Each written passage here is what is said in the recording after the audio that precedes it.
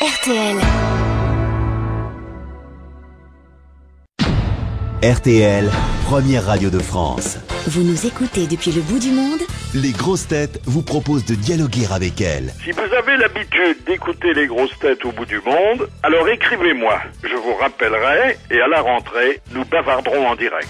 Inscrivez-vous sur rtl.fr, Rubrique Les auditeurs du bout du monde, pour participer aux grosses têtes en direct sur RTL. les grosses têtes de Philippe Bouvard, c'est tous les jours de 16h à 18h sur RTL. Notre invité d'honneur sera tout à l'heure Christophe Malavoie, qui revient au théâtre comme co-auteur, comme metteur en scène et comme interprète unique. Voici vos grosses têtes. Pour lui, notre époque se divise en deux, avant et après le vote de la loi réprimant le harcèlement sexuel sur les lieux de travail. Jacques Maillot.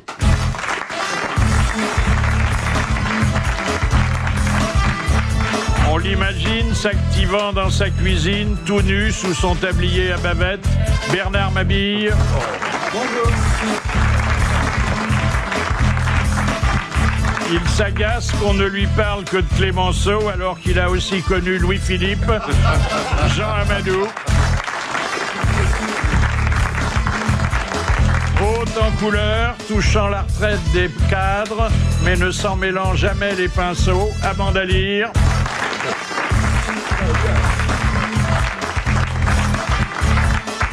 Il note sur des coins de nappe de restaurants les bonnes histoires qui lui permettront de payer les additions suivantes. Carlos. Alors vous savez, nous avons eu de belles photos de vacances. Si ça n'est pas les nôtres, ce sont celles des princes qui nous gouvernent. Vous avez vu la photo, c'était en Égypte, je crois. Bronzés et brunis sont sur un bateau. Ça s'est bien passé. Bronzé, Bruni tombe à l'eau, qu'est-ce qui a sauvé la France? Et alors, si la couverture médicale se rétrécit, la couverture médiatique s'allonge, hein, parce qu'il y en a partout. J'ai regardé toute la presse. Il n'y a pas un magazine où le nouveau couple présidentiel ne figure à la place d'honneur. Oh, puis vous verriez en Italie. Pas un seul. Ah oui. C'est vrai. En Italie, comme elle est italienne, on ne parle pas de ça. Elle est italienne. Ah oui, en Italie, il la voit déjà présidente. Il doit être ravi au lit, alors.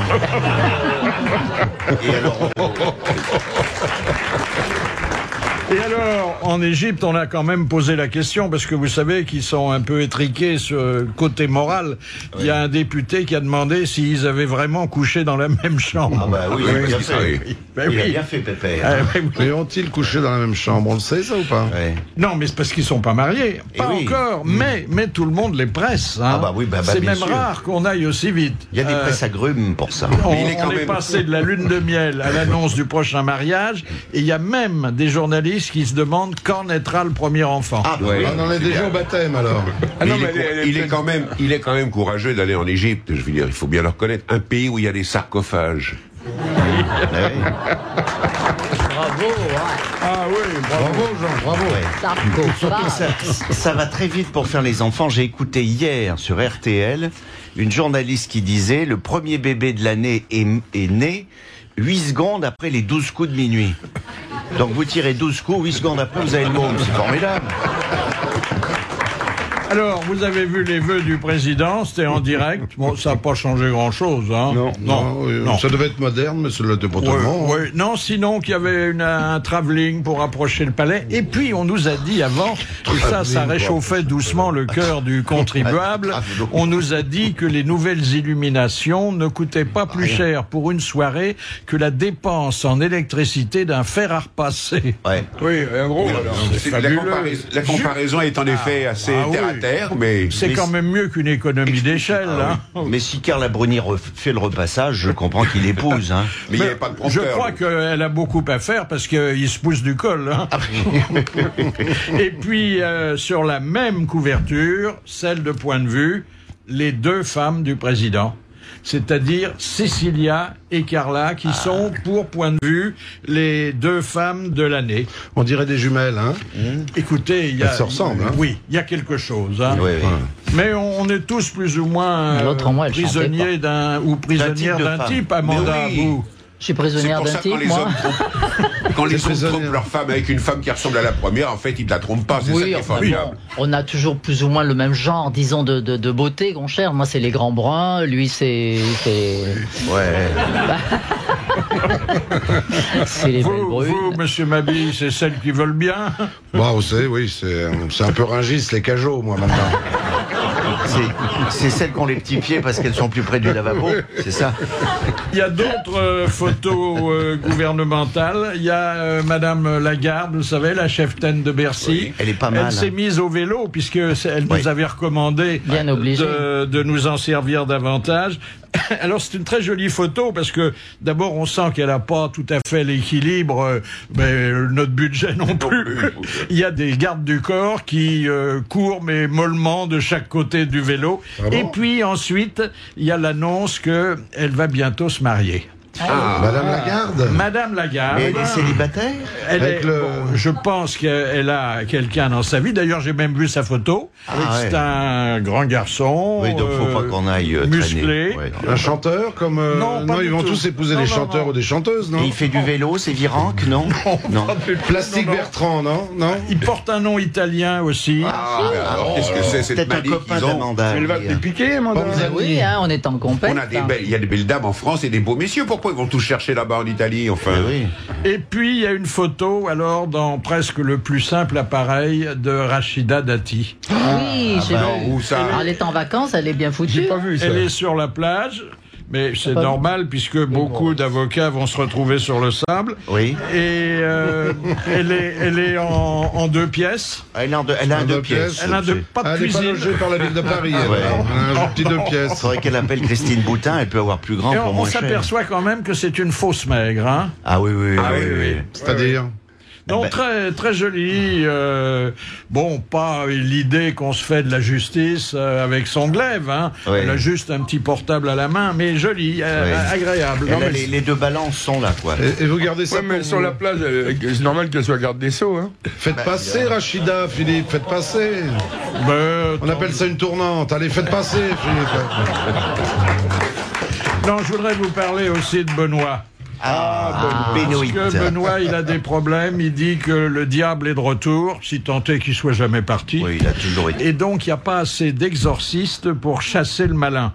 Quand je parle du malin, je parle Oui, pas de parce vous. que moi, je connais parle, des dames qui chassent le malin. De Satan. Ah bah oui, parce que c'est l'enfer. Oui. Satan la bite. Ça dans la bite, oui, c'est possible. J'en attendais pas moins. Et C'est donc, ce qu'a dit le Benoît, il a dit Satan la bite, non? C'est depuis qu'il a rencontré Bigard, non? Hein? Non, ça c'est la soutane. En allemand, c'est Satan la bite. et donc, il a demandé que dans tous les diocèses, on recrute des Des prêtres exorcistes spécialisés. Hein, parce que Mais ils sont en dehors de la religion, les exorcistes. C'est un petit peu trouble quand même, l'exorcisme. Hein, c'est pas reconnu officiellement par le sceau du Vatican. il y en a un. Si, quand même. Si, il y en a un bien par, sûr. Il y a des charges département. d'exorcisme, par exemple, dans le diocèse de Paris. Il y en a un. Ah bon? C'est qui Ça devait se passe jouer? comment? Il doit avoir du boulot, celui-là. Hein. Je l'ai rencontré un jour, très sympa. C'est un bon diable. Hein, très sympa. Et alors, il faut voir un effet du malin dans ce qui est arrivé dernièrement à notre autre idole, Camilla. La Camilla de Charles. Oh, mais... Alors, la Camilla, oui, il paraît qui est qu'elle porte la duchesse de Couronne. Cornouailles, Oui. elle baptise un bateau. C'est d'ailleurs tout ce qu'on lui demande de Ouais, temps bah, en bien temps. sûr. On lui amène un bateau tout neuf et puis elle prend une bouteille de champagne Voilà, et faut elle, la claquer dessus, ouais. elle la casse sur la coque. Là, manque de chance, elle n'a pas pu casser la bouteille. Mais ça arrive, ça, ouais. Elle n'avait pas assez de force ou bien la bouteille était trop résistante. Alors le bateau, il est parti quand même. Et à peine était-il parti qu'il y a 200 passagers sur 500 qui ont souffert d'une grave intoxication alimentaire. Oui, alors on dit qu'elle porte un petit peu mauvaise chance. Elle porte la Schkoumoun. Oui, comment il s'appelle le bateau Titanic 2? Et ça s'était déjà passé quand la princesse Anne, qui est la sœur du prince Charles, avait eu la même mésaventure. Le bateau était parti et celui-là, il avait fait naufrage. Donc, c'était la vieille qui baptisait Alors, les bateaux. quand les bouteilles se cassent pas, il faut pas prendre le bateau. Non, voilà. non. C'est enfantin. Non. Quand c'était la vieille qui baptisait les bateaux, la mère d'Élisabeth II, elle gardait la bouteille pour elle. Et elle allait se la siphonner dans les cales, vous voyez. Il est baptisé au gin à l'époque.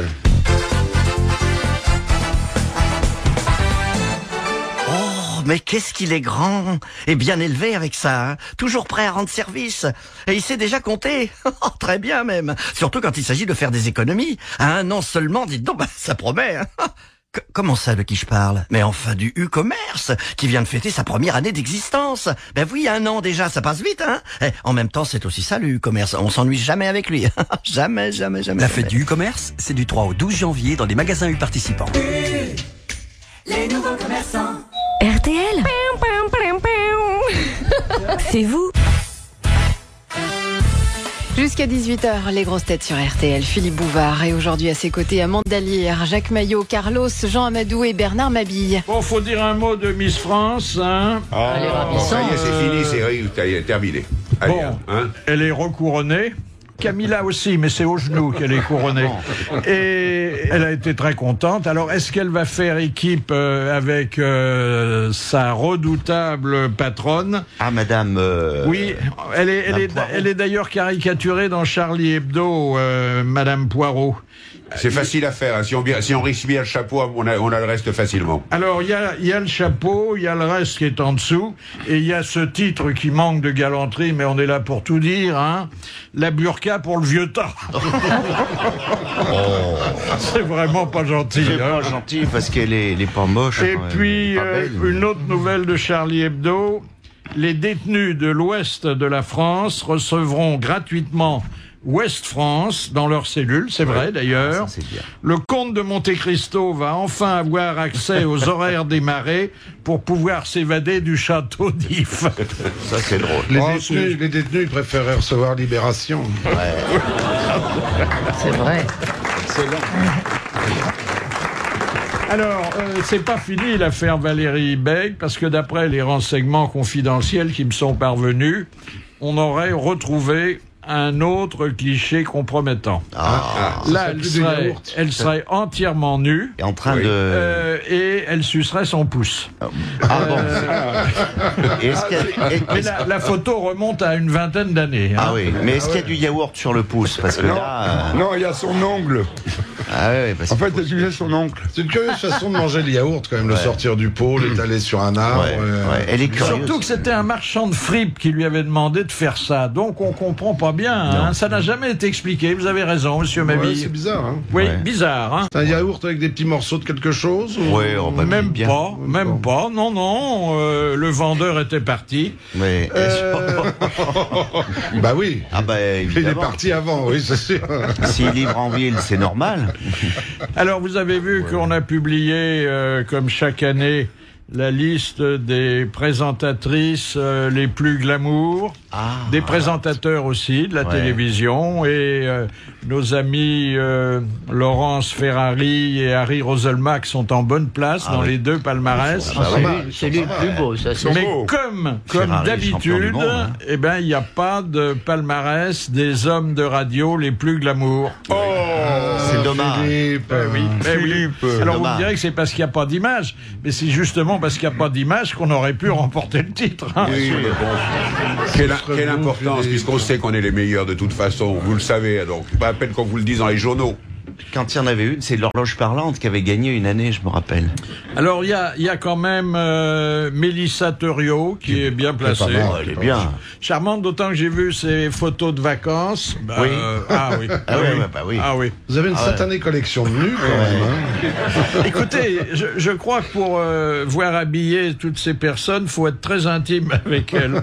Ensuite, il y a Marie Drucker, un peu plus collé monté. Pas mal non plus. Elle a été femme d'intérieur longtemps. Oui, bah oui, avec le petit... oui, Arlette bien sûr. Chabot et tout. Non, alors il n'y a pas Arlette Chabot, il y a Flappy Flavant, Flavie Flavant. Oh, j'arrive pas. Elle est bien, elle est bien. Et puis il y a Virginie Efira. Et qui est bien aussi. Ah, Oh, oui. oui. En revanche, je n'ai pas trouvé Sandrine Quétier, qui est intéressante. Ah, elle est bien, Sandrine intéressante. Quétier. Enfin, moi, j'ai pas vu toute l'image parce que elle est assez grande, mais sous la ceinture, j'ai trouvé qu'il y avait rien acheté. Ouais. Et puis il y a Cécile de Minibus. Ah oui. Ah ben oui. Elle est bien, l'œil qui frise, elle est jolie. Ouais. Et puis alors il y a Nikos Aliagas qui se. Dans les filles. Dans les filles, non. Oui. Ah non. C'est pas parce qu'il est grec. vous avez sauté, c'est pas parce qu'il est grec qu'il faut extrapoler. C'est Non, pas mais bien. il est prêtre C'est pas orthodoxe. gentil. Il est prêtre. Il est prêtre. Il fait des mariages. Il est prêtre orthodoxe. Ah, c'est absolument. Bien.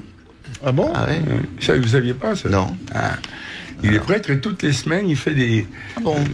T'as dit une connerie là. Non, je dis pas de conneries. Ah bon? J'ai parlé avec lui longtemps l'autre jour et je te jure qu'il est prêtre orthodoxe et qu'il chante les cantiques et qu'il marie. D'ailleurs, si vous avez besoin de quelque chose. Oui, c'est bien Il sûr. peut être exorciste à la télévision alors donc. Oui, très bien. Parfait. On serait plus là longtemps. Hein.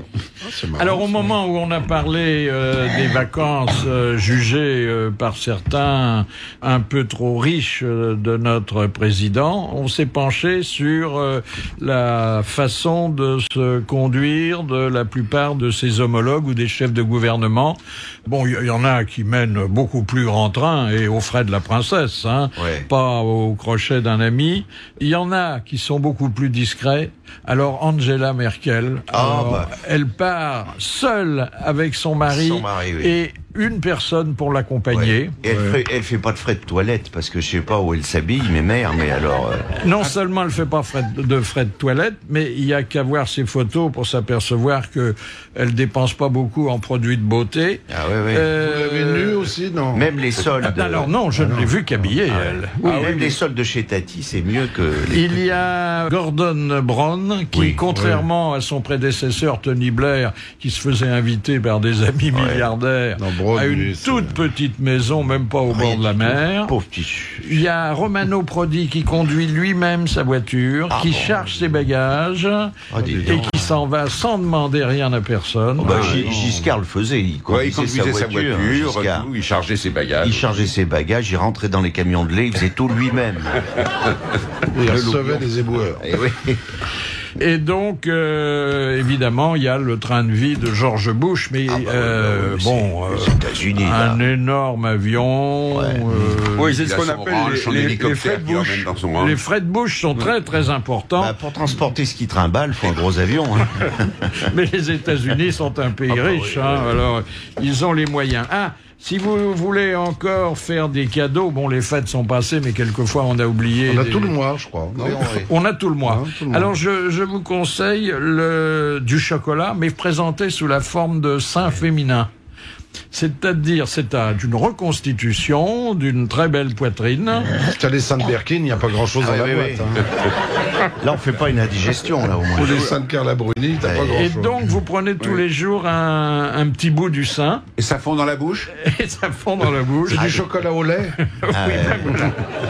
Et puis alors, autre chose, ça vient d'Italie. Peut-être qu'Amanda est déjà au courant. C'est une chaussette d'alarme. Quand tu pues des pieds, ça sonne. Non.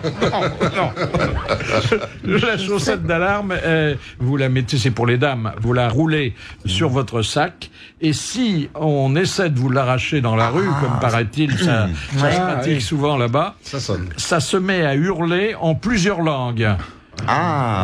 Mais pourquoi il faut que ça soit une chaussette? Mais c'est pour dissimuler le dispositif. Stratagème. Voilà. D'accord, on met l'alarme dans la chaussette. Oui. Ah bon? Moi, je connais une vieille dame qui s'est fait comme ça il y a une vingtaine d'années. Elle s'est fait agresser à Rome. Elle était déjà assez âgée à l'époque par un mec qui a essayé de lui arracher sa chaîne en or. Comme elle s'est accrochée à lui, elle a hurlé, elle s'est accrochée à lui, il avait aussi une chaîne en or. Ils se sont arrachés mutuellement. Or, il s'avérait que celle de la dame était fausse et celle qu'elle a piquée était vraie. C'est une histoire morale. Donc, une grande histoire morale. Il y aura un enregistrement des grosses têtes demain. Nous serons le jeudi 3 janvier. Rendez-vous à 10h dans le grand studio RTL. Philippe Bouvard, ses sociétaires et 2 invités d'honneur, Mathilde Amé et Jérôme Savary. Vous avez bien noté, on compte sur vous demain à 10h à RTL. Ça va être notre premier auditeur du fond de la salle de l'année. S'il veut bien se donner la peine de venir jusqu'à nous, il arrive de Lille pour faire plus amplement connaissance avec les grosses têtes. Bonjour, asseyez-vous, cher ami lillois. Bonjour. Quel est votre nom? Quel est votre nom? Pascal Courtecuisse. Vous appelez Courtecuisse? Oui. Oui, oh, dites donc, ça doit être difficile à porter ce nom-là, surtout quand on est grand et svelte comme vous, hein. Oui, mais bon, quand on est plus jeune, oui, mais bon. Après, ça passe. Ouais. Mais au départ, on souffre. Au départ, quand on est jeune, oui, il y a la raillerie. Qu'est-ce que vous avez entendu? Un peu de tout, hein, vraiment. Oui. Longue, courte. Il n'y a pas de la cuisse qui est courte, etc. Voilà, ouais, c'est ça. Donc, et vous n'avez pas eu la tentation de changer de nom? Non. Vous auriez pu vous appeler Fesmol ou... C'était peut-être pire aussi. Hein. Et qu'est-ce que vous faites dans la vie en dehors de vous appeler Courtecuisse? Donc, je suis conseiller technique au ministère de l'Intérieur. Oh là, pardon. Si j'avais su ça, je vous aurais parlé sur un autre. Bonjour, monsieur. Excusez-moi, monsieur le conseiller. Excusez-moi. C'est une courte cuisse de poulet. Ouais, vous voyez, ça commence. Alors, vous conseillez Madame Alliot-Marie? Oui, alors donc c'est tout vous ce lui conseillez de s'accrocher en ce moment? Tout ce qui est formation initiale des policiers en France, donc les gardiens de la paix, les adjoints, les officiers. Vous les formez? Voilà, on prépare leur programme de formation en fait. Alors qu'est-ce qu'il y a au programme? Il y a la condition physique déjà pour un policier. C'est important quand même. Voilà. Tout va être dans le poignet.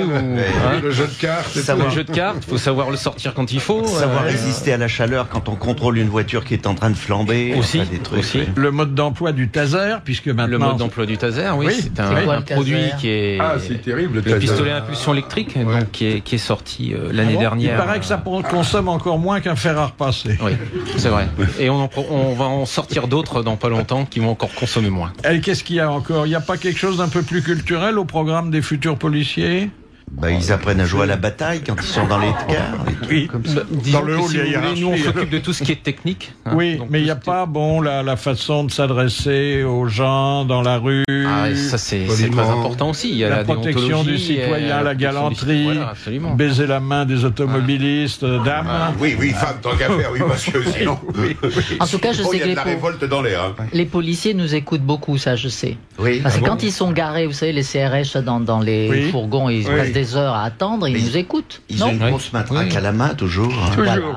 Surtout qu'un mandat ouvre la porte. Tu crois qu'ils écoutent des grosses têtes? Oui, ils me l'ont dit, les quelques policiers que j'ai fréquentés. Oui, j'ai vu deux policiers arrêter un pauvre mec l'autre jour.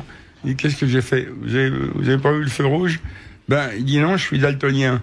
Il dit il n'y a pas de feu rouge en Daltonie. Voilà, ça peut faire partie de la formation d'un policier. Ça peut faire partie. Parce que l'humour et le maintien de l'ordre, ça peut aller de... Non, je suis pas sûr. Pas vraiment. Ils se fendent la gueule, mais ils fendent la gueule des mecs plutôt. Ouais. Mais vous avez été policier avant d'être conseiller? Oui. Donc vous savez de... Je sais de quoi je parle. Vous étiez sur le terrain, en uniforme ou en civil? J'ai commencé en uniforme. En uniforme, oui. Et après, tenue de camouflage. Il vaut mieux. Aujourd'hui, oui. Il y a beaucoup de tenues de camouflage. Après, ils vous ont habillé en civil parce que les cuisses étaient trop courtes. Aussi, oui. Donc, ça a continué. Et ça continue maintenant avec vous. Mais c'est dur le terrain, hein? Oui, aujourd'hui, oui. Pour les policiers, c'est... Vous êtes allé dans certaines banlieues? On va faire des petits stages de temps en temps pour voir un peu ce qui se passe sur le terrain. Des stages avec les grands frères? Voilà, avec les grands frères. Oui. Donc ça nous permet de... Mais où vous faites des stages? Parce qu'on ne peut pas aller dans les halls d'immeubles, c'est interdit. C'est interdit, donc on reste un peu sur l'extérieur. Ah oui, à l'extérieur des banlieues. Voilà. Quoi. Oui. C'est plus sécurisant pour nous, si vous voulez. Hein? Oui, mais ça, c'est un exercice. Oui. Ils vous apprennent à faire des brochettes sur une Twingo quand elle brûle. Voilà. C'est pas rigolo. Non, c'est pas rigolo. Et puis, il y a toutes les tâches qu'on confie aux policiers. Il faut qu'ils sachent tout faire, les policiers. Un policier, il faut qu'il sache faire beaucoup de choses aujourd'hui. Ah oui. Les menottes, ils les passent pas de la même façon que dans les séries américaines. Hein? Non, c'est différent. Parce que dans les séries américaines, on met les bras derrière, et là, ils les mettent devant. Ce qui fait qu'on peut se gratter, là où c'est des morts. Non, je cherche à voir le bon côté des choses. Pour faire pipi, on peut faire pipi. Pour faire pipi. Oui. Ah oui, sinon on est obligé de demander à quelqu'un. Aux États-Unis, ils sont obligés de demander à quelqu'un. Et oui. Il y a beaucoup de flics dames aux États-Unis, vous l'avez remarqué. C'est très gênant de dire à une dame, voulez-vous, s'il vous plaît, m'aider. Surtout parce que là, en France, au moins, on est. Aux États-Unis, ça permet de. Il arrive que l'intéressé soit secoué sans avoir besoin de faire pipi. Hein. Ouais. Mais vous la secouez, si vous l'avez longue avec les menottes, vous êtes là comme ça fait vantard. Ne rêve pas, allons, Jacques. Bon, écoutez, on est heureux que vous ayez pris ça avec le sourire, mais peut-être que ça sera le nouveau credo de la police aujourd'hui, l'ordre et le sourire. Absolument. Merci, monsieur Courtecuisse. Eh bien, je vous remercie beaucoup. Merci.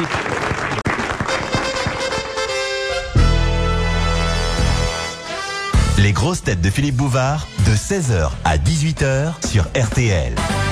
En ce début de l'année 2008, mes chers complices sont Jean Amadou, Jacques Maillot, Bernard Mabille, Amanda Lear et Carlos. Et puis notre invité d'honneur, chaque soir, sur la scène du Petit Montparnasse, il fait revivre et mourir Romain Gary, Christophe Malavoie.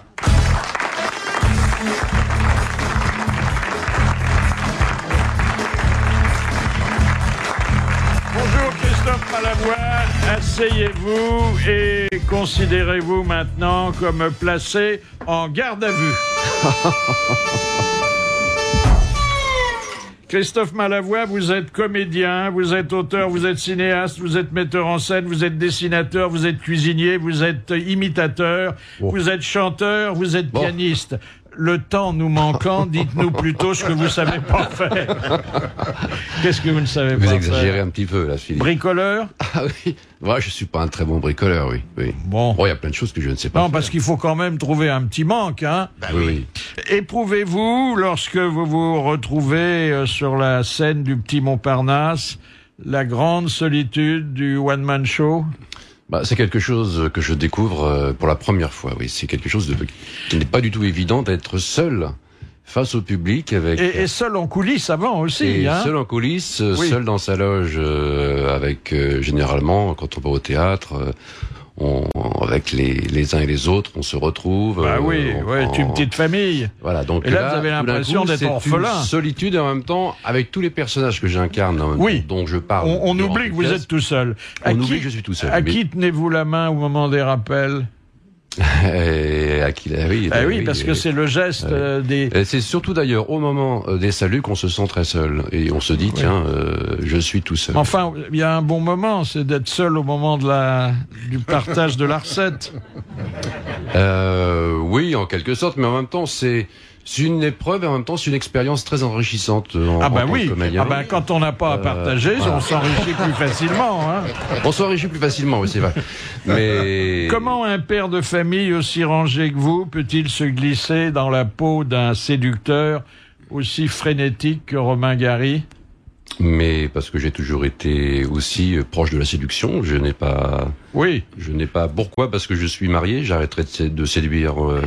Non, au contraire. Oui. Ah, vous n'êtes pas un mari fidèle? Pourquoi se ranger? Alors? Non, moi je suis pas... c'est pas une question de fidélité. Non, ça me regarde absolument pas, mais...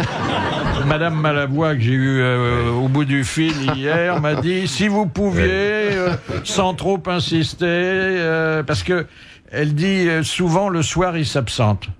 Oui, oui. Bon, que vous reste-t-il de vos talents d'imitateur? Je ne fais plus d'imitation. À l'époque, j'ai commencé à gagner ma vie en faisant des imitations. Alors, vous imitiez Alain Barrière, hein? J'imitais l'époque. Oui, j'imitais Alain Barrière. Vous vous souvenez comment c'était Alain Barrière?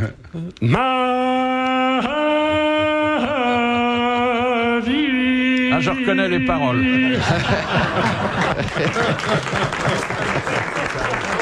Il y avait aussi Yves Montand. Yves Montand, oui. Yves Montand, c'est les feuilles mortes se ramassent à la pelle. Tu vois, je n'ai pas oublié. Ah, c'est bien. Les feuilles mortes se ramassent à la pelle. Ah, il manquait pas d'air, hein. Il y avait aussi Mouloudji à l'époque, hein. Ah. Oui, Mouloudji qui chantait... Un petit coquelicot. Un petit... Monsieur le Président, je vous fais une lettre que vous lirez peut-être... Alors, oui, il y a longtemps que je l'ai pas fait, donc... Et puis alors, sur le plan politique, alors c'est venu plus tard, il y avait Giscard, hein, qui a été beaucoup imité, notamment par notre ami Jacques Maillot. Alors il y avait des voix, j'ai imité des voix effectivement, des voix d'hommes politiques, de comédiens. Giscard était quand même... Giscard était donc le président de la République, comme vous le savez, oui, et qui s'est opposé à une certaine époque à François Mitterrand. Oui. Et alors Mitterrand qui était quelqu'un aussi qui disait les choses clairement, qui voulait parler aux Françaises et aux Français. Mais pourquoi tous ces gens parlaient-ils comme ça pour être imités? Parce que c'est pas normal de parler comme ça. Parce que avant de se présenter aux élections, ils travaillent leur voix pour être imités et gagner effectivement en popularité. Et puis, alors là, il y a deux imitations qui vous rendent un grand service dans le spectacle actuel, c'est De Gaulle et Malraux. Parce que De Gaulle fut le patron, le grand patron de Romain Gary, et Malraux, un de ses inspirateurs, hein. Absolument. De Gaulle a été Romain Gary, donc a rejoint De Gaulle en 1940. Est-ce qu'on pourrait encore parler le soir des vœux comme parlait De Gaulle? De Gaulle, c'est vrai que c'était en même temps une présence et une façon de parler. Et Faubourien, un peu faubourien. Oui, il y avait l'élan, en même temps la conviction, le sentiment, la force, la puissance, il y avait... et le culot. Et l'audace, et de dire... alors effectivement, avec Romain Gary, il lui dit... quand Romain Gary vient le voir à Londres en lui disant qu'il va partir sur un théâtre d'opération extérieure, il lui dit une phrase terrible. Hein. Il lui dit d'abord qu'ils ont essayé de virer lors d'un vol d'entraînement avec le commandant qui leur refusait de faire partie des unités anglaises pour voler et aller bombarder l'Allemagne nazie. Donc ils ont décidé un jour de supprimer ce commandant chénévrier de l'avion. Donc lors d'un vol d'entraînement, ils le mettent dans l'avion et ils décident de le virer, comme le prétexte étant que le gars aurait paniqué, aurait sauté en parachute, mais que malheureusement le parachute... Et il vient voir le général pour lui dire au revoir. Donc il se retrouve dans le bureau de De Gaulle, l'autre l'accuse, lui réclame le peloton d'exécution contre lui. Et De Gaulle l'écoute, il plaide son amour pour la France, etc. Et De Gaulle donc lui dit très bien, allez-y.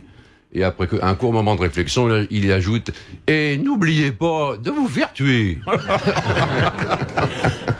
Merci Christophe Malavoie, mais vous restez à la disposition de la radio. RTL, les grosses têtes, Philippe Bouvard et son invité Christophe Malavoie. Est-ce que vous n'avez pas été choqué quand Romain Gary a dit « Gandhi a fait la grève de la faim toute sa vie, mais à la fin, il a fallu l'abattre à coups de revolver ». C'était d'une méchanceté, un signe, hein, ça.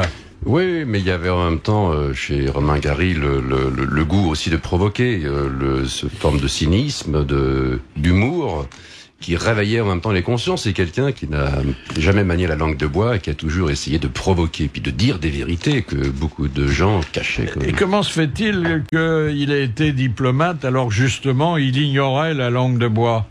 Parce qu'il avait une grande intelligence, je crois que c'est son intelligence. Oui, cela dit, il n'a jamais accédé au statut d'ambassadeur. Hein. Non, il est toujours resté... C'est consul général. Consul général, ce qui est pas mal, mais c'est vrai qu'il faisait un peu peur, mais il a toujours été très bien noté par sa hiérarchie, et il a fait beaucoup de bien à la présence française aux États-Unis. Et puis c'est quelqu'un qui avait effectivement beaucoup d'entre-gens, qui a connu... D'abord, il a épousé une star hollywoodienne, Jean Seberg. Oui, on va en parler, parce que ça, il y a des zones d'ombre. Il a connu également... Il a connu beaucoup de femmes. Hein. Il a connu effectivement beaucoup de femmes. Mais sa mère lui disait, mon fils, tu seras ambassadeur et tu aimeras les plus jolies femmes. Et ben, c'est ce qu'il a fait. Qu'est-ce qu'il connaît un peu, les œuvres de Romain Gary? Les racines du ciel. Oui. Ah, c'était son prix Goncourt, hein. Oui, oui. Enfin, le vrai, le sien. Un des deux prix Goncourt.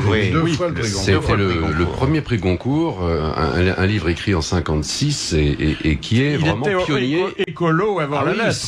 C'est quelqu'un qui, c'est le premier ouvrage écologique. Oui. Sur le massacre des éléphants, c'est la première fois qu'on parlait d'écologie, enfin l'une des premières fois, donc il est très très en avance. Il était bel homme, hein, Amanda. Ah, je sais pas, j'ai jamais rencontré. Non, mais attendez, Louis XIV non plus.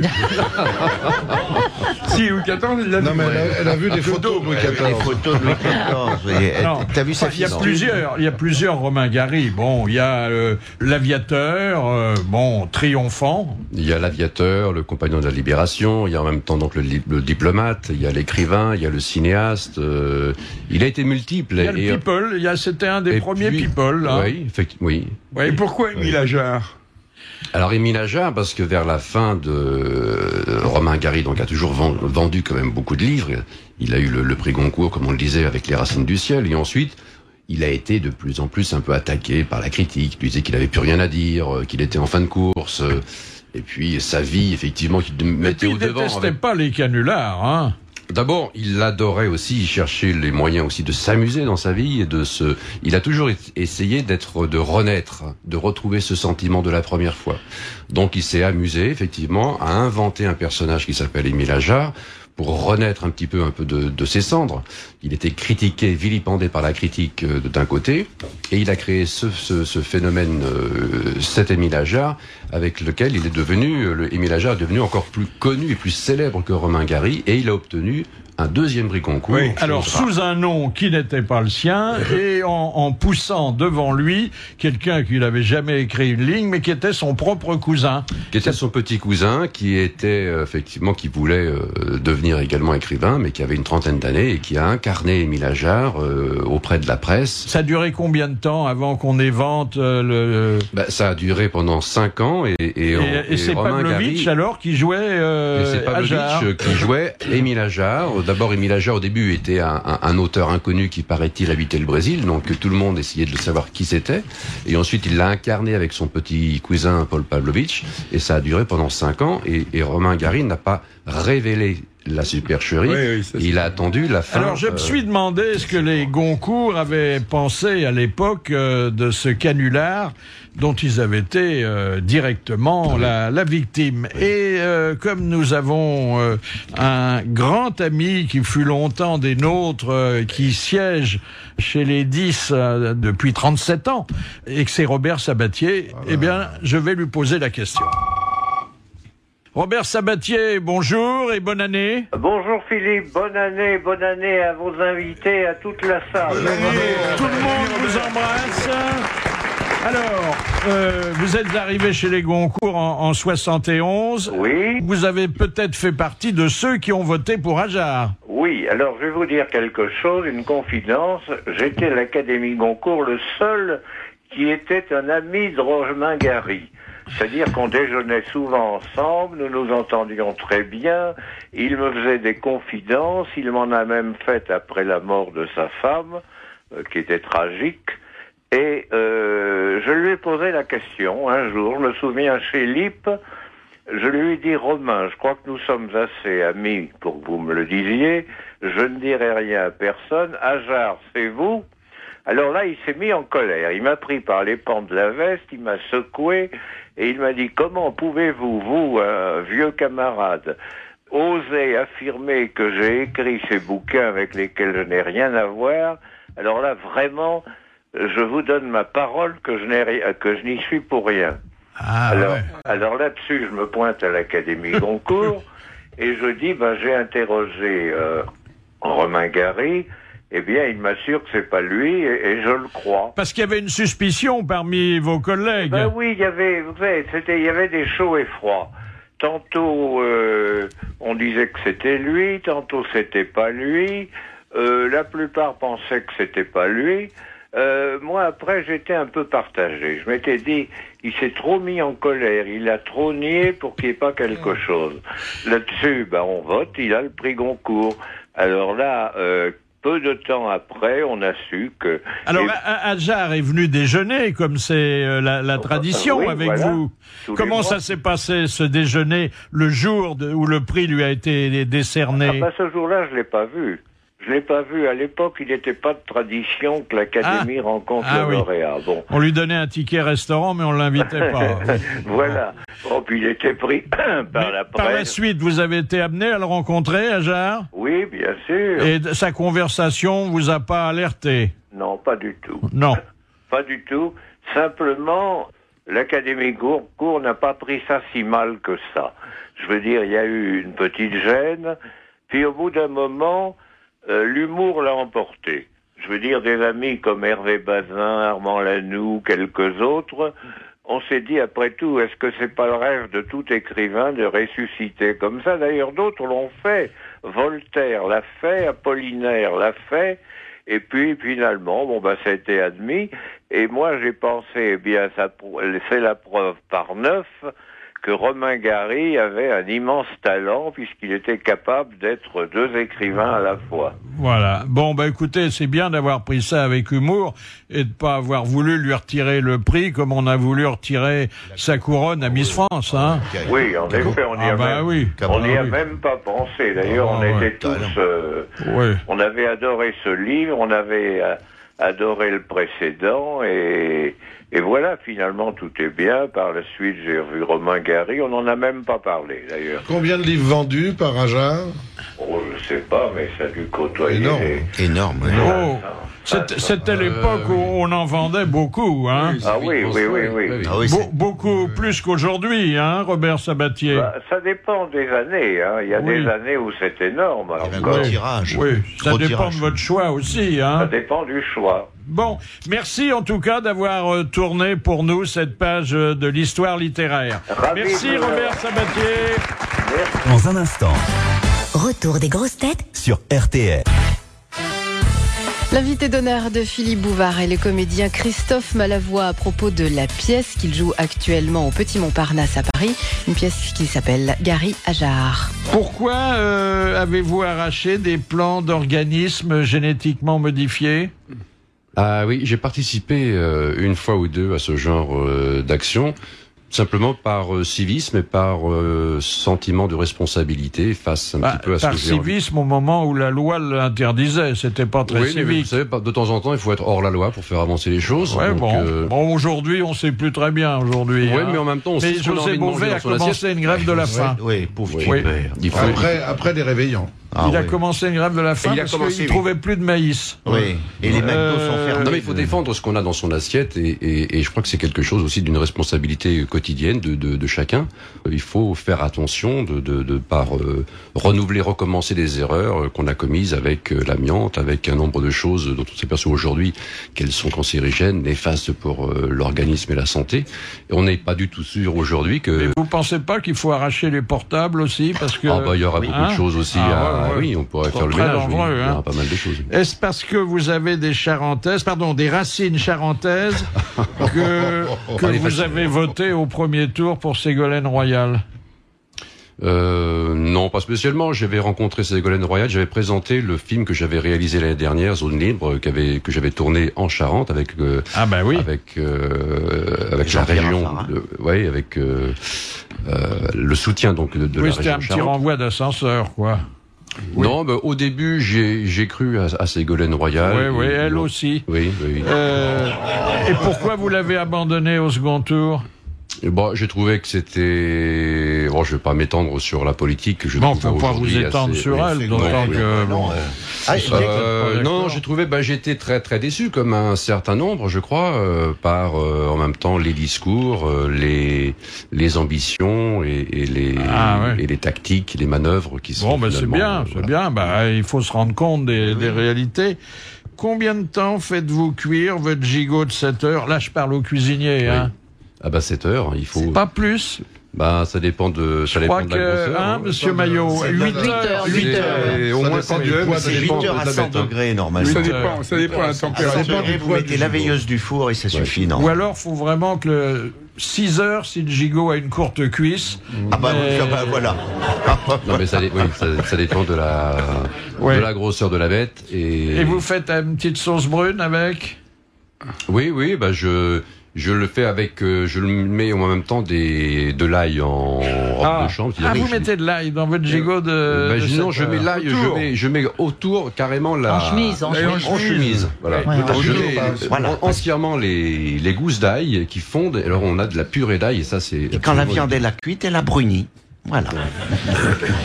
Rêvez-vous toujours d'incarner le comte de Monte Cristo ou Jean Valjean? Oui, bien sûr. Oui, c'est des beaux personnages. Ce sont des personnages que j'aimerais bien faire. Et c'est vrai que Jean Valjean, j'ai encore un peu le temps. Mais c'est un des très beaux personnages de la littérature française. Jean Valjean, c'est un personnage... on prend la succession d'illustres comédiens qui ont marqué les rôles. Il faut arriver avec conviction, avec du poids, avec l'expérience, mais j'ai encore quelques années. Pourquoi le général a-t-il mis plusieurs fois à la porte Romain Gary de son bureau? Quand il était à Londres, bien sûr. Oui, parce que son caractère de râleur le faisait souvent sortir de ses gonds, mais il aimait assez son culot, donc...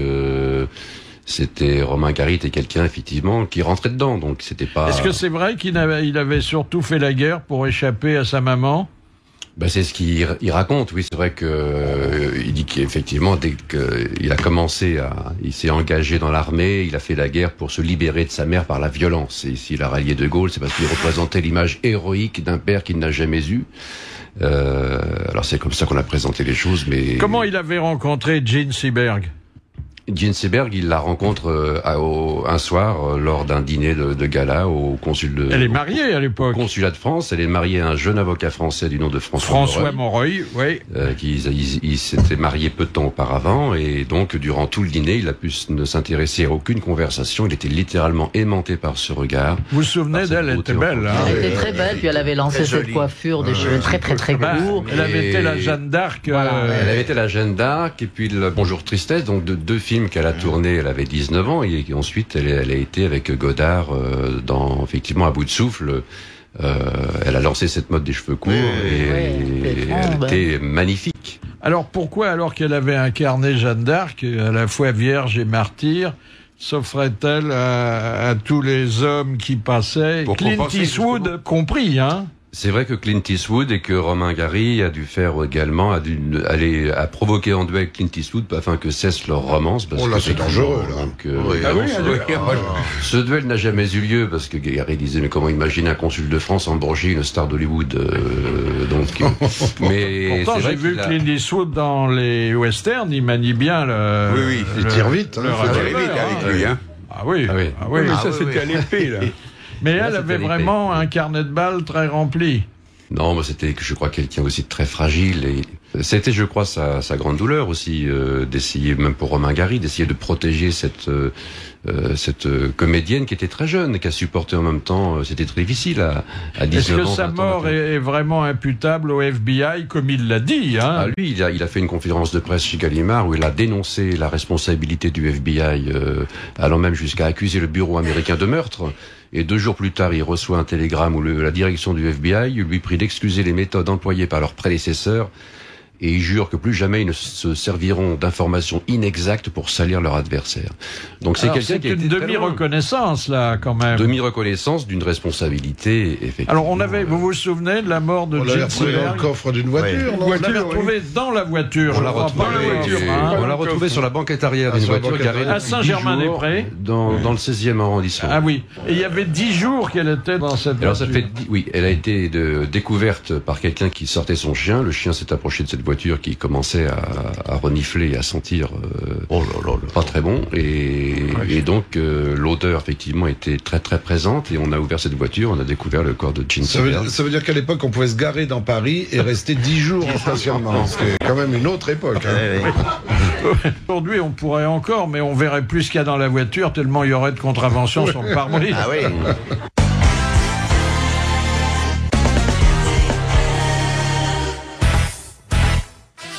Jusqu'à 18h, les grosses têtes sur RTL, Amanda Lear, Carlos, Jean Amadou, Bernard Mabille, Jacques Maillot et son invité d'honneur, le comédien Christophe Malavoie, qui joue actuellement la pièce Gary Ajar au Petit Théâtre Montparnasse à Paris.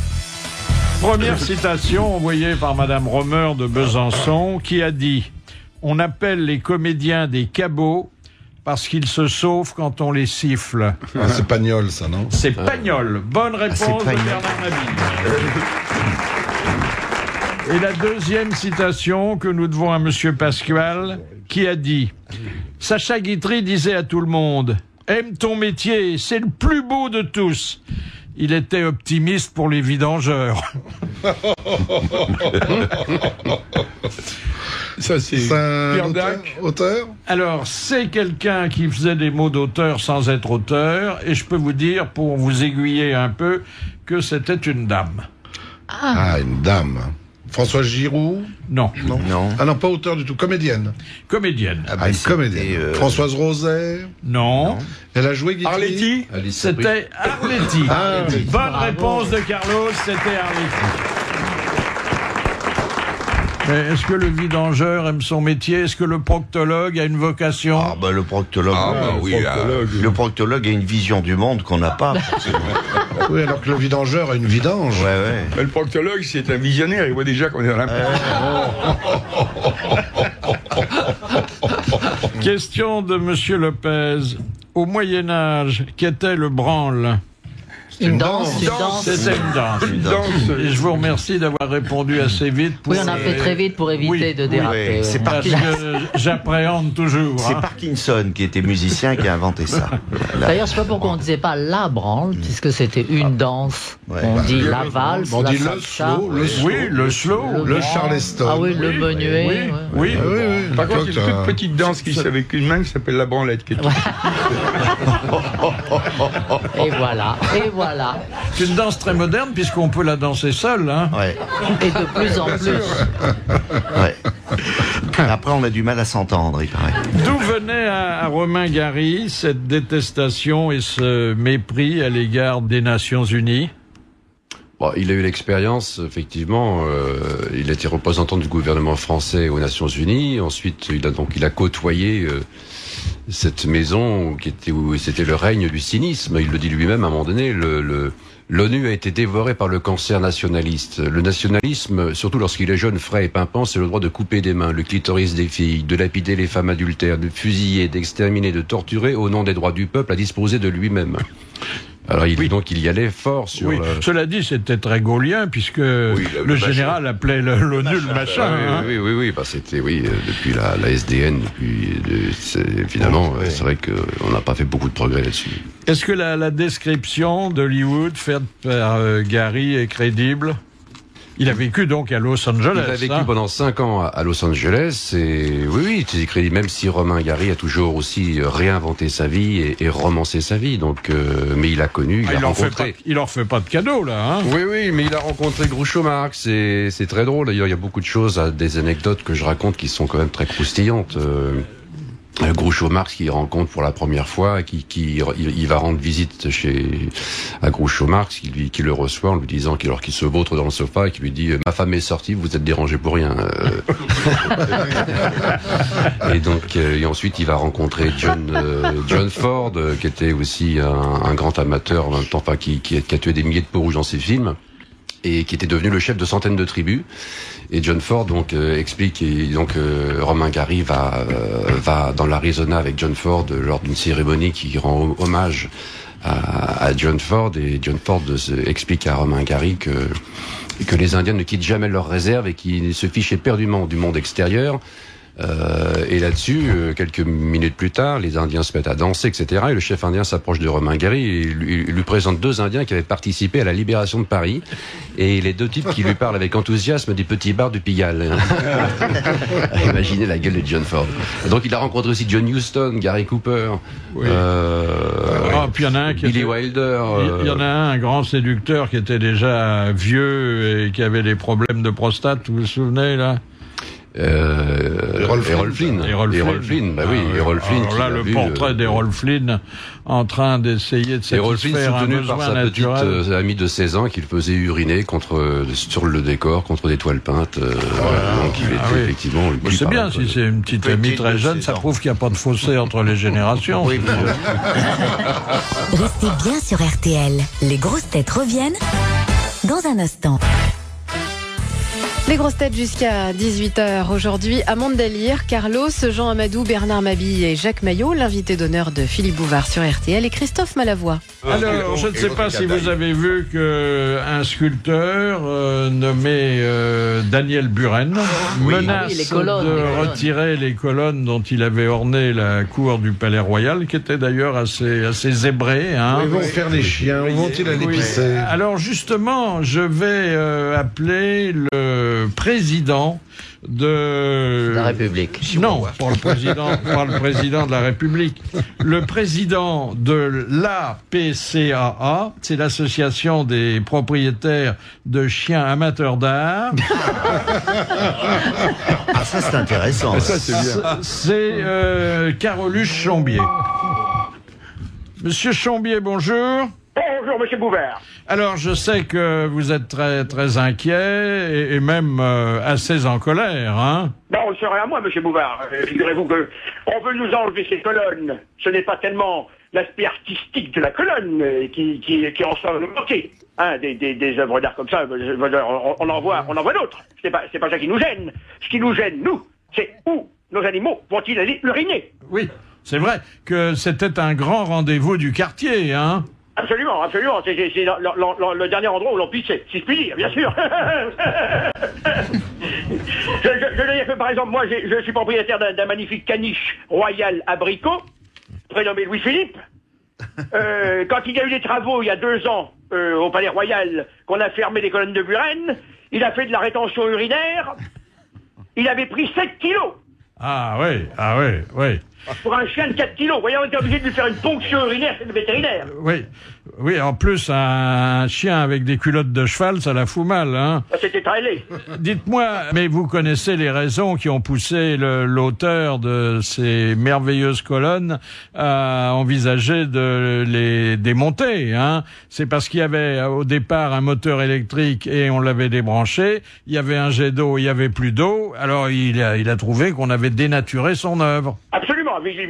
La manque d'entretien, dit-il, mais enfin, je veux dire, l'entretien, il est fait par les animaux, tous les jours, quotidiennement. Et puis, je dois dire, en plus, ce que je veux dire, monsieur Bouvard, c'est que, imaginez qu'on remette le jet d'eau en marche.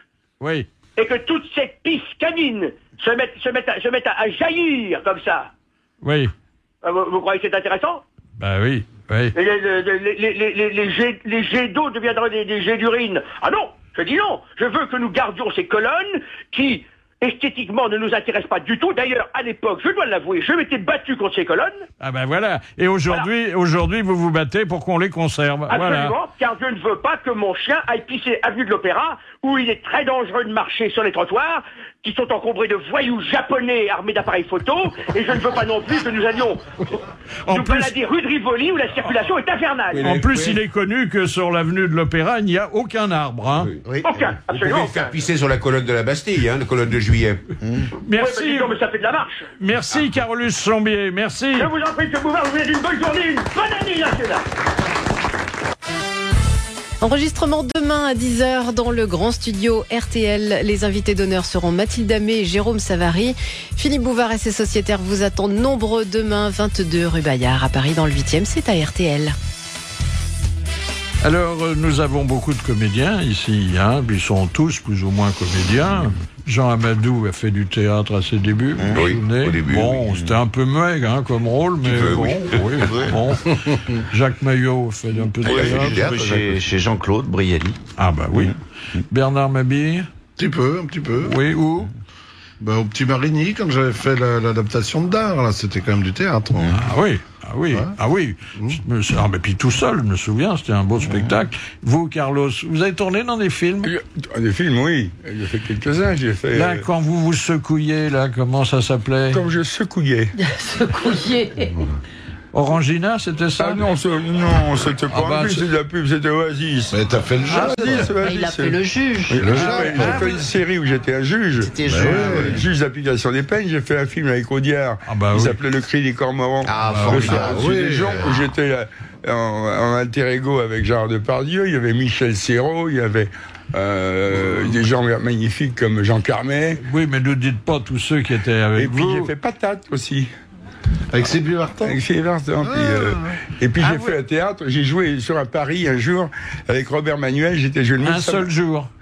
Médecin malgré lui, j'ai joué sur le bateau, la croisière la croisière s'amuse. Non, la croisière théâtrale de Robert Manuel. De Robert Manuel. Oui, qui était très connu. Et puis alors, nous avons la personne d'Amanda, une comédienne à part entière, hein, puisqu'elle joue, de temps en temps, joue toujours la comédie, même chez elle. Beaucoup de cinéma. Et alors, je lis dans les gazettes, et c'est tout frais, que vous allez figurer dans le 100e épisode d'Avocats et Associés. C'est drôle, comme c'était la 100e, c'est vrai, elle passe là cette semaine sur la 2. Ils disent que vous jouerez votre propre rôle, mais en plus odieuse. Vous n'êtes pas odieuse. Non, mais on m'a demandé d'être odieuse, puisque je joue une alors star, faut dire en odieuse, mais pas en plus odieuse. Moi, je suis plutôt gentil, mais le rôle voulait que je sois très désagréable, et en fait, les flics m'embarquent et on m'amène au poste. Oui. C'est Monsieur Courtecuisse qui t'engage. Voilà, Monsieur Courtecuisse m'embarque. Non, c'était très rigolo, très amusant à faire, et de temps en temps, ça fait un petit clin d'œil, et ça rappelle à leurs bons souvenirs à ces messieurs des producteurs et metteurs en scène que je suis là aussi quand ils veulent. Quand Berlusconi était au pouvoir, vous tourniez davantage là-bas. Oui, mais en Italie, c'est vrai. Ah oui, des films. Ouais. Vous avez en France, j'ai tourné quelque chose qui n'est jamais sorti, je le regrette. On parlait tout à l'heure de Virginie Efira parmi les présentatrices que vous trouvez très sexy. J'ai joué la maman de Virginie Efira dans un téléfilm qui n'est pas encore sorti, justement. Moi par tous les temps. Non, c'est pas crédible, ça. Tu peux pas jouer la maman. Oui, c'est ce que j'ai dit au départ. Enfin, personne n'y croira. Je joue sa mère. Mais c'est ça que c'est pas sorti. Ils attendent que tu vieillisses. La grand-mère, peut-être, la grand-mère. Mais il y a eu quelque chose entre vous et Berlusconi ? Non, rien du tout, c'est pas du tout mon type d'homme. Non, il aime les brunes, à forte poitrine, non, c'est pas du tout... Ah oui. Non, moi je suis pas du tout son genre, il a même pas essayé d'ailleurs. Il était tellement riche qu'il aurait pu vous en offrir une plus grosse, hein. Ah ouais. Brune à forte poitrine, Maïté aurait des chances. Vous savez, moi je couche rarement sur le travail, les gens avec qui je travaille. C'est vrai, il y a trop de monde, on n'est pas tranquille. Hein. Ah ouais. Tu te sens plus attiré par Prodi, peut-être, non? Non plus, non. Je trouve qu'il est moche, il a l'air d'un instituteur. C'est vraiment le Jospin italien. Ah oui, exactement, un instituteur. Il fait un peu curé qui a posé la soutane.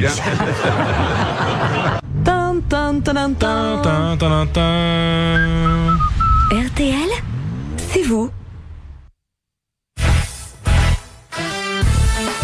Christophe Malavoie est actuellement en scène dans la pièce Gary Ajar et c'est lui l'invité d'honneur de Philippe Bouvard jusqu'à 18h. Présent également sur le plateau, Amanda Lear, Carlos, Jean Amadou, Bernard Mabille et Jacques Maillot, c'est vos grosses têtes sur RTL. Nous allons rejoindre, et pour la première fois de l'année, notre auditeur du bout du monde.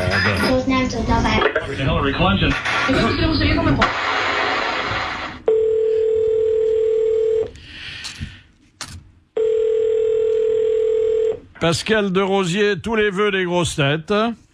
Et également, tous mes vœux à tous les gens sur le plateau, principalement à Amanda, parce que je vois qu'apparemment elle est toute seule et qu'elle est, on va dire, bien entourée, mais malmenée, gentiment. Merci, c'est vrai. T'es gentil, mais... Je peux vous dire qu'Amanda, c'est un cœur à prendre, et peut-être le reste, si affinité. Hein. Ah oui, ça fait partie de mes résolutions pour la nouvelle année. Oui. Alors, quelle résolution? Un peu loin, quand même. Non, la résolution pour cette nouvelle année, c'est que je vais reprendre une activité sexuelle. Voilà une bonne nouvelle, monsieur de Rosier. Hein. On a commencé ce matin. Surtout que vous êtes comédien, vous.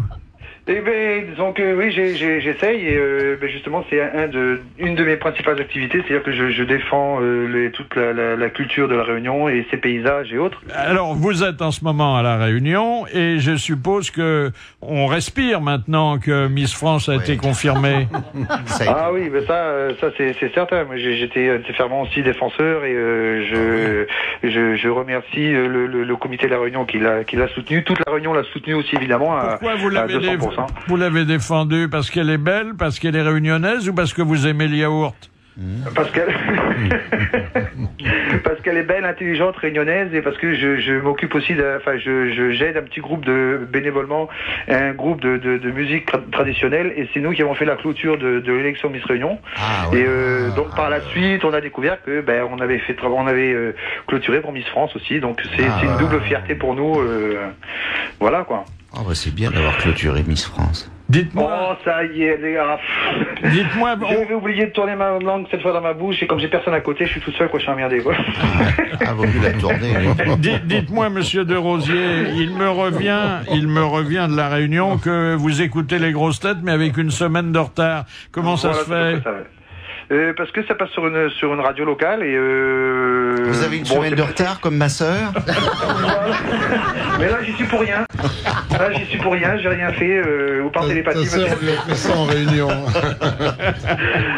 Parce que c'est une radio qui doit enregistrer les émissions et qui décale d'une semaine et par rapport à la programmation certainement. Et donc je tenais aussi à dire bonjour à Carlos, parce que je sais qu'il vient souvent par ici, et chez notre cousine Maurice. Absolument, oui. Voilà. J'adore la Réunion et Maurice. Miemaou. Miem à tous, voilà. Vous ne reviendrez jamais à La Rochelle, qui est votre premier port d'attache. Si, je pense que... Mais j'y viendrai en vacances, plutôt. Oui, parce que le temps... c'est pas le même climat, hein. Là, il est... on est à 30 et quelques degrés.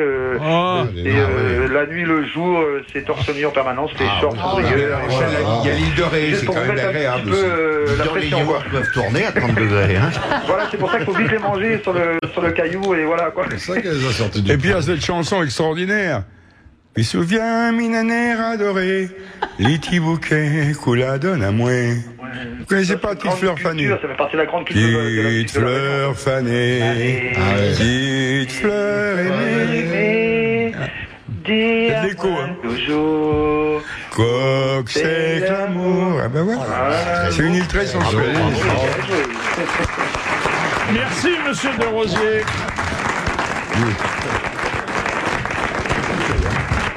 Bah oui, apparemment. On veut prendre ton billet d'avion à mon Non, j'ai jamais été, moi, à La Réunion. Oui, c'est chouette. Bah non, depuis qu'on m'a dit l'histoire du moustique, là, ça m'a un peu refroidi. Le chikungunya, oui. Une question de monsieur Maury de Toulouse. Quel point commun entre Beaumarchais et Rimbaud? Outre que ce sont deux grands écrivains français. Ils ont vendu des armes? Oui, ils ont vendu des armes. Bonne réponse de Carlos. Oh là là, comment tu sais ça? Elle est dedans. Je suis cultivé, excuse-moi, je suis désolé. Il est extraordinaire. Alors que Charles Pasqua, rien. Rien du tout. Sur RTL.fr, vous pouvez retrouver l'actualité des invités d'honneur de Philippe Bouvard. Et si vous cliquez sur Christophe Malavoie, là, ce matin et aujourd'hui, vous pourrez voir qu'il joue actuellement au Petit Théâtre Montparnasse à Paris la pièce Gary Ajar. Et Christophe Malavoie est l'invité des grosses têtes jusqu'à 18h. Vous connaissez Émilie? La petite Émilie. Vous connaissez la petite Émilie? Alors la petite Émilie, qui d'ailleurs a un système pileux tout à fait normal.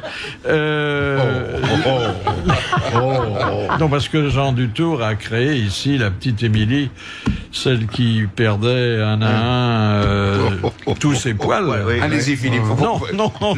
Lancez-vous dans les circonvolutions pour voir et les périphrases pour arriver à la chanson. Vous allez voir, la petite Émilie est notre charmante hôtesse et elle va vous proposer des questions subsidiaires.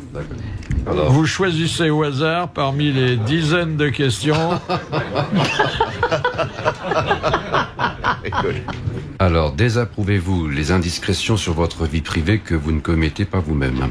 Parce que vous savez, il est aujourd'hui à la mode que chaque artiste se confie, publie ses mémoires, très souvent, ou donne des interviews encore plus indiscrètes que ce qu'on pourrait faire sans sa collaboration. Oui, mais bon, sur la vie privée, j'ai toujours effectivement essayé de préserver ma vie privée, d'être... Comment vous faites alors? Simplement, je dis non. Des petits hôtels en banlieue? Mais pour être dans les journaux ou faire parfois la une, vous le savez, Philippe, il faut aussi bien le vouloir et que ça sert parfois à certaines carrières, des gens qui sont, ça fait du bien, ou vous restez un petit peu, si vous n'êtes pas à l'affiche, vous restez toujours dans ce qu'on appelle dans faites vendre en même temps les journaux sont très friands de ça. Moi, j'essaie de faire avancer autre chose. Moi, plus professionnel qu'intime. Oui, parce que je trouve que ça n'a pas grand intérêt, sinon et d'abord par respect, vis-à-vis de mes enfants, de ma femme. Pourquoi j'irais me servir de leur existence et de leur identité pour faire ma propre mais publicité. Parfois, il n'y a pas les enfants et la femme sont en dehors. Parfois, c'est les maîtresses seulement. Oui. Mais les maîtresses, ça me choque un peu parce qu'on n'est pas mariés avec des maîtresses. La prochaine fois, je viendrai avec elle. C'est ça le problème. La prochaine fois, je viendrai avec elle. Oui. Je ne sais pas si le studio sera assez Vous allez venir avec vos maîtresses? Oui. Là? On n'aura pas de public alors? Non, il y aura un public, mais essentiellement féminin. Essentiellement féminin. Moi j'ai perdu la mienne avant-hier. Elle me faisait l'école quand j'étais en 8e. Ah, dedans. Je faisais 2 x 1, 2 x 2, 4, c'était formidable. Ah, parce que vous avez appris à compter. À l'époque, on l'apprenait. Oui. Pour être directeur de théâtre, vaut mieux savoir. Jacques Maillot est auvergnat, c'est la première chose qu'on leur apprend quand même. Une deuxième question, Émilie, s'il vous plaît, au hasard. J'ai tombé sur un poisson, là. Déclarez-vous au fisc, à la rubrique avantages en nature, vos bonnes fortunes obtenues en S-qualité. C'est toujours le même sujet. On creuse le même sillon. Oui, ça va. Il arrive que les comédiens aient plus de succès féminin que la moyenne nationale. Oui, c'est vrai. C'est vrai. Vous savez, en tant que... oui, mais moi, je me suis retrouvé dans le lit de Nathalie Baye, de Charlotte Trampling, mais pas simultanément. Pas simultanément, mais c'est un gros travail. Moi, j'ai fait ça pendant 30 ans. C'est un boulot. C'est un boulot. C'est un temps plein, ça. Oui, vous savez, vous partez de chez vous et vous quittez votre lit pour aller vous habiller pour vous redéshabiller tout de suite. Voilà, pour se déshabiller et passer la journée. Je me rappelle dans un film, il était tout nu même. Et vous êtes payé, c'est ça qui m'a toujours étonné. Vous étiez tout nu dans un film? Et j'étais tout nu, et j'ai même accueilli à l'époque Toscan du Plantier sur Péril dans la demeure, où j'ai passé une semaine carrément à poil, parce que c'était pas la peine de me rhabiller, de me déshabiller, c'est vrai. Et donc je trouvais plus, finalement les gens j'étais carrément, les gens ne faisaient plus attention à ma nudité, si j'ose dire, et donc quand Toscan du Plantier est venu nous rendre visite sur le plateau, j'étais en train de fumer une cigarette à poil dans un couloir et je lui ai dit mais bienvenue et je lui ai serré la main très tranquillement. Et il vous a serré la main aussi. Et il m'a serré la main. Pas longtemps, un des premiers acteurs à s'être remis tout nu, je crois que c'est Jean-Louis Barrault dans Drôle de drame. On le voit à un moment donné tomber dans la piscine et il est tout nu. Devant Françoise Roset d'ailleurs. Et après, ça a fait de gros progrès. Oui. Énorme. C'est Freddy. La nudité chez Michel Deville, c'est quand même quelque chose de très intéressant et ça change. On ne pas avec qui on travaille. Enfin, il y a les fausses nudités. Il y a des messieurs ou les dames qui sortent du lit dans le plus simple appareil et l'angle ne permet pas d'apprécier la façon dont la nature les a pourvus. Vraiment, ils mettent le pyjama, le haut et le bas. En plus, alors, j'ai remarqué que tous les acteurs qui, en principe, sont surpris à l'issue d'une nuit d'amour, ils ont souvent leur pyjama, et le pyjama est impeccable, pas froissé. On voit les plis comme s'il l'avait mis. Les cheveux de la dame sont impeccables aussi, pas du tout dépeignés. Et le rimel a même pas coulé, c'est vous dire. Vous avez vu quand ils prennent un taxi, ils ont toujours la somme exacte. Oui. Jamais la monnaie. Jamais le mec, le type qui est avec sa maîtresse, il est en train de la bourriquer. C'est joli, c'est élégant. Ils sont en train de faire la bête à deux, de haut, de faire l'amour. Je préfère. Voilà. Le long du bois de Boulogne, il y a un petit studio qui donne sur le bois, et brutalement la clé dans la porte. Merde, mon mari qui arrive 8 jours avant, que ça veut dire et tout. Oh, le type, elle lui file ses fringues, toutes les fringues sous le lit, elle ouvre la lourde, il est à poil, et le pousse dans le jardin dans le bois de Boulogne. Il se retrouve comme un con de bois de Boulogne, il est à poil, il voit des mecs qui courent, il se met derrière. Comme ça, le jogging, c'est la mode en ce moment. Il y en a un qui le regarde, il dit, vous courez toujours tout nu? Il dit, oui, c'est bon, ça me rafraîchit. Mais vous gardez toujours un préservatif? Non, uniquement quand il pleut. Sur RTL jusqu'à 18h, Philippe Bouvard, Amanda Lear, Jean Amadou, Bernard Mabille, Jacques Maillot, Carlos et son invité d'honneur, Christophe Malavoie. Est-ce que vous avez déjà reçu pour vos créations théâtrales un Molière ? Non. Jamais. Non, jamais. Alors, je vais vous faire entendre un extrait de cette cérémonie à laquelle assistent de nombreux comédiens. Et c'était Chevalier et Las Palais qui était l'auteur de cette reconstitution. Je déclare ouverte la 251e cérémonie des Molières qui, comme chaque année, récompensera le théâtre que le public ne va pas voir. Eh bien, nous allons passer tout de suite à la remise du Molière du meilleur acteur dans un 3e rôle pour une pièce subventionnée dans un théâtre régional de moins de 30 places, pièce adaptée en français à partir d'un texte étranger de langue non latine, et pour remettre ce Molière, j'appelle un metteur en scène dont la réputation n'est plus à faire, puisque vous avez tous en mémoire cette fabuleuse représentation scénographique de La Mouette de Tchekhov au théâtre des Charbonniers de Roubaix, monté avec sa merveilleuse troupe de pygmées du Japon. J'appelle mon grand ami Miroslav Berniuk. Bonjour, suemo. Très émo, suemo. Ouais, c'est sa femme qui doit être contente.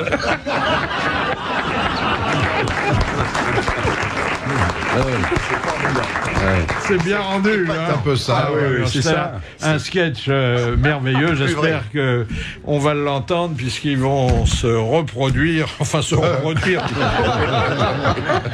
sens du spectacle à Paris. Nous allons maintenant essayer de faire éclairer notre lanterne et, si possible, sans dépenser plus d'électricité qu'un fer à repasser. Pascal Boutet, bonjour. Oui, bonjour. Alors, vous êtes un grand bâtisseur et c'est à ce titre que je vous appelle parce que vous êtes capable maintenant de monter une maison complètement en 3 heures. Oui, 3 heures, c'est la résultante d'un travail qui est fait en usine puisque, en fait, la complication du chantier est très faible pour construire les maisons. Bon, c'est des maisons modulaires. Donc, c'est un métier... c'est-à-dire qu'on passe sur un terrain qui, bien sûr, a été préparé, viabilisé, acheté, évidemment. Bien sûr. On passe le matin à 9h, on repasse à midi, c'est fini. La maison est montée. Bien sûr, il y a des finitions. Après, il faut à peu près une semaine pour tout finir. Mais au préalable, elle aura passé à peu près 450-500 heures dans l'usine afin d'être préparée. Dites donc, c'est un beau cadeau pour les fêtes de dire à une dame tiens, je vais t'offrir une maison. Ouais, c'est une bonne idée. Ils sont garantis combien? La garantie... c'est une garantie décennale. Hein. On est exactement dans le même fonctionnement que le traditionnel en termes de garantie. Combien de mètres carrés? Écoutez, on a 3 versions. Une version 90 mètres carrés, une version 110 mètres carrés, une version 135 mètres carrés. Ah oui. En fait, il s'agit de 4 modules au départ et après on en rajoute un pour agrandir la surface. Vous voulez dire des modules un peu comme on trouve dans les Algeco, non? Alors, Algeco, c'est comme Frigidaire.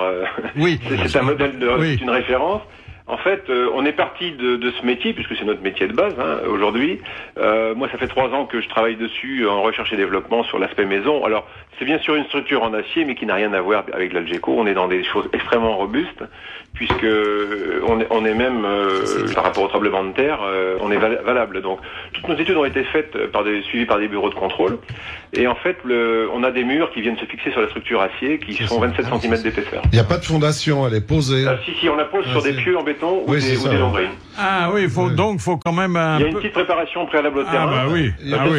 Cette préparation, si vous voulez, elle se fait par nos équipes pendant que la maison se construit, quoi. Dès lors qu'elle est démontable, il faut un permis de construire? Alors oui, elle est démontable, mais si vous voulez, une fois que les finitions sont faites, il y a quand même un peu de boulot pour les démonter. Ah oui, c'est ça. Oui. Et par contre, on est dans le respect de la norme, puisque vous savez que les normes aujourd'hui construction sont très très strictes, notamment en ce qui concerne la consommation d'énergie et la pollution, l'émanation de CO2.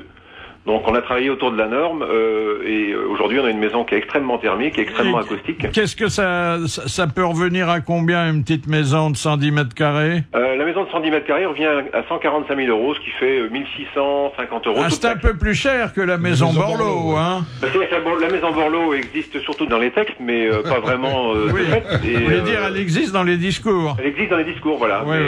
Pas dans les faits, parce que d'abord la maison c'est d'abord lié au foncier. Vous savez que le foncier est souvent aussi cher, voire plus cher que la maison qu'on construit.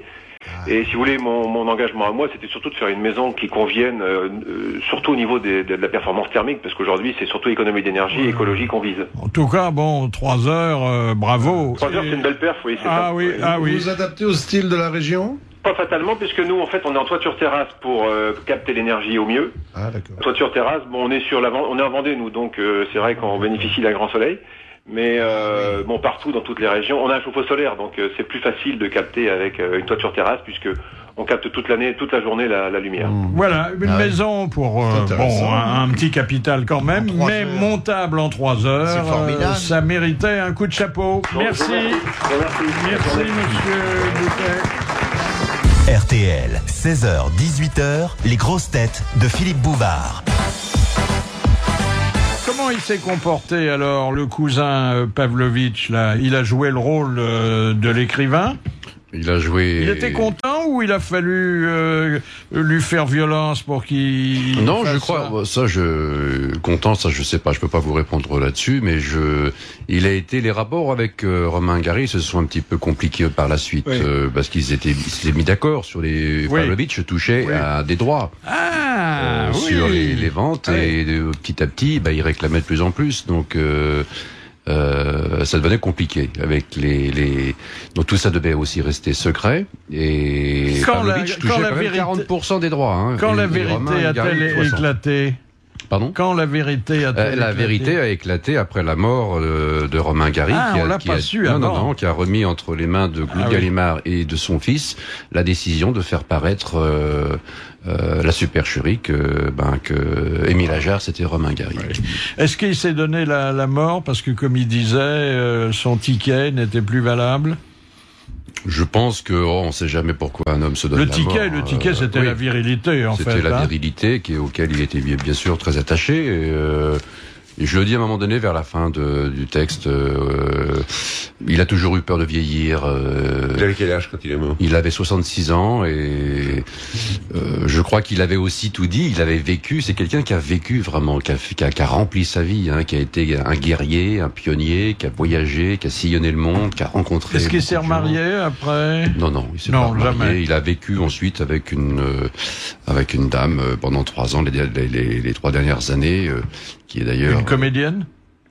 Non, pas une comédienne, non, qui est venue d'ailleurs au théâtre me voir et j'étais assez troublé parce que elle a été très très emballée en même temps et très émue de voir l'évocation de Romain Gary, comme certains de ses... Roger Grenier aussi, qui était un très très bon ami de Jean Dutour, bonjour. Bonjour, monsieur Bouvard. Bonjour et bonne année. Question de monsieur Romain de Nice. Quelle est la pièce de Victor Hugo qui fut interdite pour des raisons politiques? Hernani? Non. Le roi s'amuse. Le roi s'amuse. Non. Le roi s'amuse, non? Non. Le fil à la patte? Non, c'est un rôle titre, comme on dit aujourd'hui. Une héroïne. Lucas Borgia. Non. Ça se joue toujours? Ça se remonte de temps en temps? De temps en temps, mais bon, si les producteurs s'aperçoivent que vous avez complètement oublié la pièce, elle n'aura plus aucune chance. C'est fini. Marion Delorme? Eh ben oui, c'est Marion Delorme. C'est une mauvaise pièce. Et c'est Jean Amadou qui a répondu, C'est Jean Amadou qui a répondu. Oui. Mais pourquoi est-ce qu'on a interdit cette pièce-là? C'est simplement très mauvais, c'est tout. Alors, question de Madame Plaine de Grasse. Oui, très bien. À quelle occasion le comte de Lauzun devint-il duc? Quand il a menacé d'épouser, enfin quand la grande mademoiselle voulait l'épouser. Exactement, qui était elle-même duchesse de Montpensier, quoi. Elle était duchesse de Montpensier, elle était la nièce de... Voilà, c'est une bonne réponse, vous commencez bien l'année. Merci, monsieur Dutour. Merci, monsieur Bouvard. Les grosses têtes de Philippe Bouvard, de 16h à 18h, sur RTL. À 18h, RTL Soirée, Vincent Parisot. Mais avant cela, nous restons quelques minutes avec Amanda Lear, Carlos, Jean Amadou, Bernard Mabille, Jacques Maillot et l'invité d'honneur de Philippe Bouvard, Christophe Malavoie. La honte de l'invité d'honneur. Ça remonte à votre jeunesse, Christophe Malavoie? La honte, oui. Alors, c'est une histoire assez tendre et en même temps, je me souviens, c'était avec mon père. Vous savez, moi, Christophe, mon père m'appelait toujours à la maison, c'était soit Cricri, Totof ou bien le Christ. Et un soir, on va donc à la messe de minuit à Noël. Donc j'avais une 12aine d'années. Donc il y avait 4 enfants et donc la messe, l'église était pleine. On essaye de trouver une place, chacun essaye de trouver une place, et moi je guide un petit peu le groupe familial, et je vois une place donc que je vais prendre, et mon père se retourne, ne me voit plus, et tout d'un coup crie dans l'église « On a perdu le Christ, où est le Christ ?» Et tout d'un coup, il m'aperçoit entre 2 personnes, je lui fais un signe, et il se remet à gueuler ah non, je le vois, ça y est, il est revenu. Oui, il est là. La nuit de Noël, ça jette un petit froid. Ah oui, ça jette un froid, et j'avais tout le monde me regardait, donc j'avais un peu honte. Dernière citation qui est envoyée par Monsieur Borin, qui a dit: au zoo, toutes les bêtes ont une tenue décente, hormis les singes. On sent que l'homme n'est pas loin. C'est Frédéric Dard? Non, c'est un humoriste, mais d'abord un moraliste. Hein. Il a dû d'ailleurs disparaître à la même époque que Frédéric Dard. Français? Il n'était pas d'origine française, mais il écrivait un français Ionesco. très pur. Il était de la même nationalité. C'était Sioran. Ouais. Bonne réponse de Bernard Mabille. Et l'histoire du jour, envoyée par Monsieur S. de Champigny en Belgique, va être racontée par Jean Amadou. Alors, c'est Jules et Marcel, qui sont des enfants de cœur du petit village où ils vivent. Ils sont allés en excursion à la grande ville. On peut présenter comme ça. C'est un Belge qui a envoyé l'histoire que ça se passe à Bruxelles. On leur a donc accordé 1 heure de liberté avant de reprendre le bus du retour. Ils sont un petit peu fourvoyés, ils vont dans le quartier chaud, ils se baladent, quoi, et ils voient l'entrée des artistes d'un striptease, et ils pénètrent dans l'édifice du striptease. Et dans les coulisses, ils sont là, ils regardent, ils voient les rondeurs des girls en action, et tout à coup, Marcel constate que Jules ne va pas bien. Il est pâle, il transpire, il souffle, il lui fait « ça ne va pas, Jules ?» Bah, écoute, répond Jules, tu te souviens que le curé nous a dit que si on allait voir les filles nues, on serait changé en statue de pierre. Et alors, ça commence. Elle est mignonne. Elle est mignonne.